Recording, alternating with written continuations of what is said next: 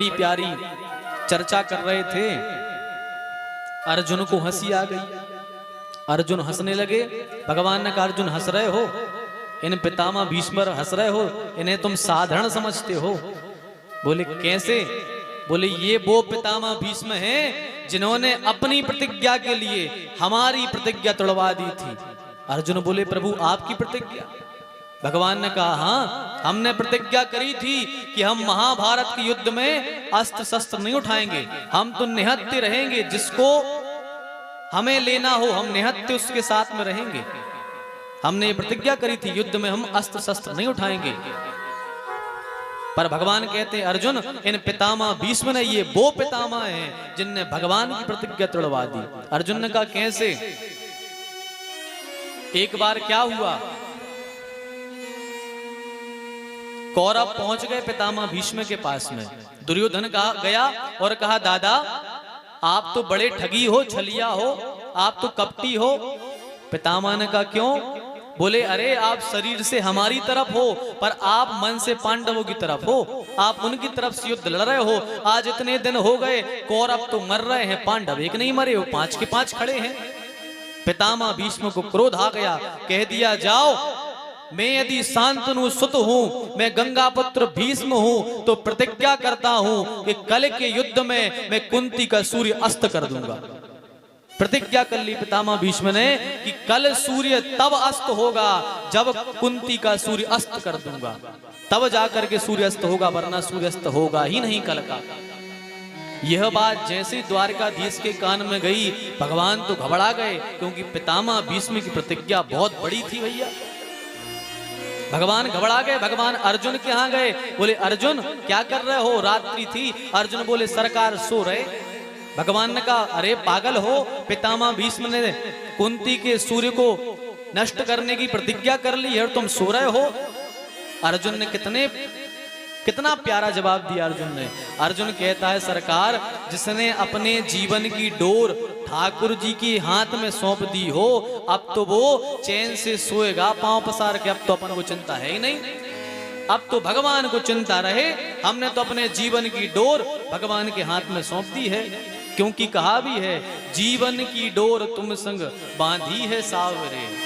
जीवन की डोर तुमसे बांधी है सावरे, जीवन की डोर तुमसे बांधी है सावरे।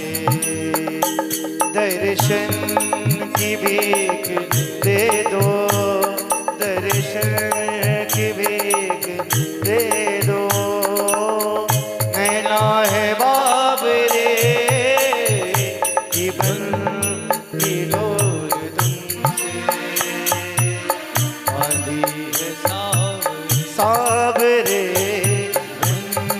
जीवन की डोर तुमसे बांधी है सावरे। तो जीवन की डोर ठाकुर जी से बांधी है, वो तो निश्चिंत हो जाता है। अर्जुन ने कहा आप जानो, अब हार हो वे सो, जीत हो वे सो, मरे सो, जीते सो, आप जानो।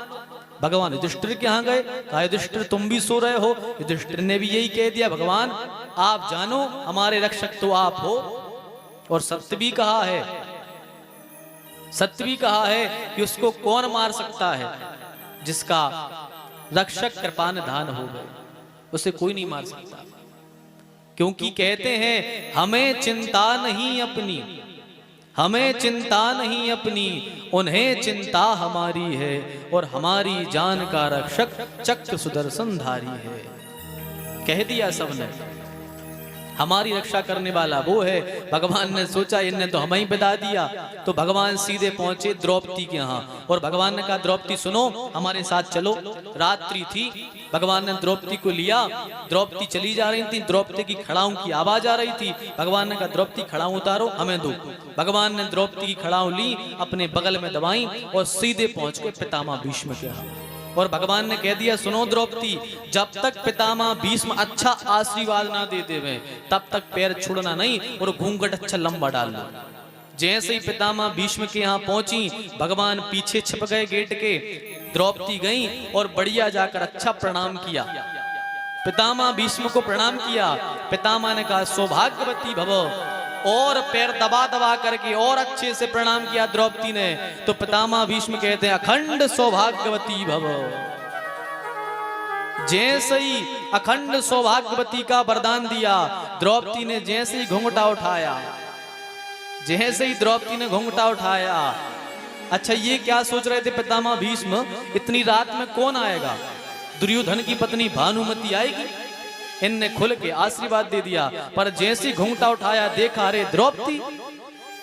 तो पितामह ने ये नहीं कहा कि तुम कैसे आई, क्यों आई, कहां से आई, ये नहीं कहा। पितामह ने कहा द्रौपदी ये बताओ तुम्हें लिवा के कौन आया है, और वो है कहां ये बताओ। द्रौपदी बोली वहां पीछे छिपे हैं। पितामह बोले भैया अब आ जाओ बाहर, हो गई पूरी रामलीला, लेकर आओ बाहर। भगवान सामने आए, बोले दादा अब क्या करोगे, अब क्या करोगे। आपने वो प्रतिज्ञा कर ली कि हम कुंती के सूर्य को अस्त करेंगे, और अब आपने यहां अखंड सौभाग्यवती का वरदान दे दिया, अब क्या करोगे। पर जैसे ही दूसरा दिन हुआ, युद्ध हुआ, ना तो पितामह भीष्म की प्रतिज्ञा टूटी और ना ही आशीर्वाद वाली प्रतिज्ञा टूटी। जैसे ही दूसरा दिन युद्ध हुआ तो भगवान ने क्या किया, पितामह भीष्म की दोनों प्रतिज्ञा नहीं तोड़ने दी भगवान ने। कुंती का सूर्यास्त भी हुआ और पांडव के पांडव जिंदा भी रहे। कुंती का सूर्यास्त कौन है, कुंती का सूर्य के द्वारा बेटा कौन है, कर्ण। कुंती का सूर्य के द्वारा बेटा कौन था, कर्ण। भगवान ने दूसरे दिन कर्ण को मरवा दिया। तो कुंती का सूर्यास्त भी हो गया और पितामह भीष्म की प्रतिज्ञा भी नहीं टूटी।